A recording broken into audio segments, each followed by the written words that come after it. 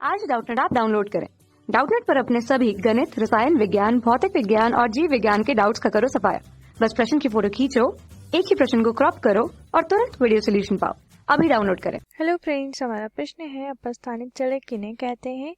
निम्नलिखित में किन्हीं चार का वर्णन चित्र और एक उदाहरण देते हुए समझाइए। पहला है स्तंभ जड़ें, दूसरा है आरोही जड़ें, तीसरा है पत्र जड़ें, चौथा है श्वसन जड़ें और पांचवा है परजीवी जड़ें और छठा है वायवीय जड़ें।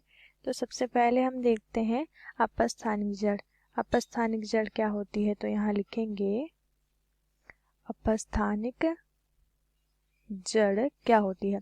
दोस्तों, अपस्थानिक जड़ वे जड़ें होती हैं जो किसी पादप में कहाँ पर उगती हैं, जो मूलांकुर होता है, यानी कि जहाँ से जड़ सामान्य पौधों में उगती है या फिर जहाँ से जड़ का उद्भव होता है, तो मूलांकुर को छोड़कर जब पौधे के अन्य भाग से जड़ का उद्भव होता है या अन्य भाग से जड़ निकलती है, तो इस प्रकार की जड़ क्या कहलाती है। इस प्रकार की जड़ को ही क्या कहते हैं दोस्तों, अपस्थानिक जड़।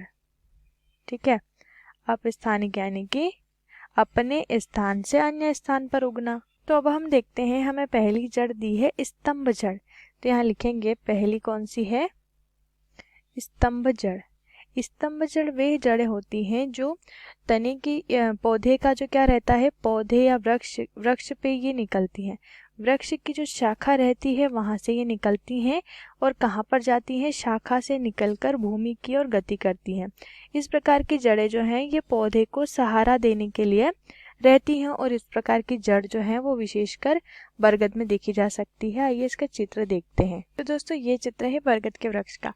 यहाँ पर आप देख सकते हैं कि इसकी शाखाओं से, ये जो है यहाँ पर इसकी शाखा होती है, इसकी शाखा से क्या निकलती है, यहाँ पर देख सकते हैं आप। इस प्रकार सहारा देने के लिए जो जड़ है वो निकलती है, ये इस प्रकार से, ये सभी क्या है, इसकी जड़ है, निकलकर मोटी हो जाती हैं और इस बरगद के विशाल वृक्ष को ही सहारा देती है।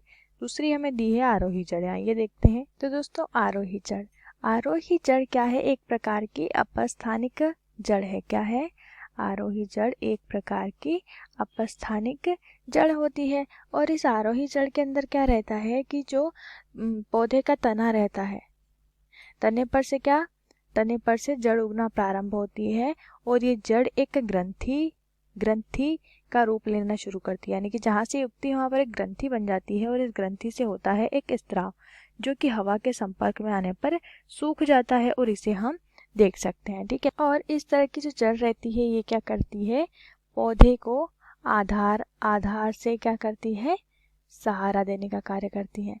इस प्रकार की जो जड़ रहती है वो पान में पाई जाती है। ये चित्र देखते हैं। तो ये है इसका चित्र। यहाँ पर आप देख सकते हैं ये इसका तना है पान के वृक्ष का, और यहाँ से आप देख सकते हैं कि पतली पतली सी एक यहाँ पर एक गांठ बनी हुई है और उससे इस प्रकार से जड़ें निकल रही है। ठीक है, तो इस प्रकार की जो संरचना रहती है इसे ही क्या कहते हैं, इसे ही आरोही मूल कहते हैं। ठीक है, अब हमें क्या दिया है, तीसरी जड़ कौन सी दी है दोस्तों, तीसरी दी है पत्र जड़ें। आइए देखते हैं पत्र जड़ कैसी होती है। तो दोस्तों, पत्र जड़ जो है वो भी हमारी क्या है, अपस्थानिक जड़ है, जो पौधे में कहाँ से, पत्ती से निकलती हैं। कहाँ से निकलती हैं, पत्ती से निकलती हैं।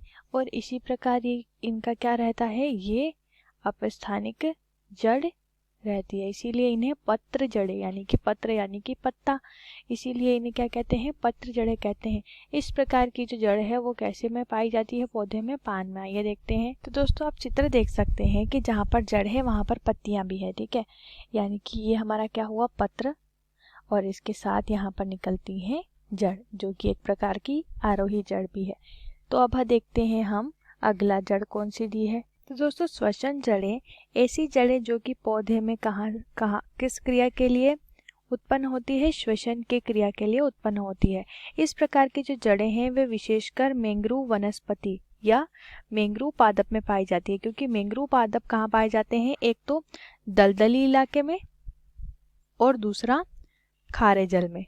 तो यहाँ पर क्या रहता है, यहाँ पर रहती है इनके अंदर ऑक्सीजन की कमी, जिसके कारण इन्हें श्वसन की क्रिया में आती है परेशानी। तो इस श्वसन की क्रिया को संपन्न करने के लिए ये जो जड़ें हैं ये भूमि से बाहर निकल जाती है। कहाँ निकल जाती है? भूमि से बाहर श्वसन की क्रिया के लिए। तो आइए इनका चित्र देखते हैं। तो दोस्तों ये जो चित्र है ये आप देख सकते हैं कि इसमें क्या हो रहा है। ये जो इलाका है ये कैसा है? दलदल वाला है। कैसा है दोस्तों? दलदल वाला।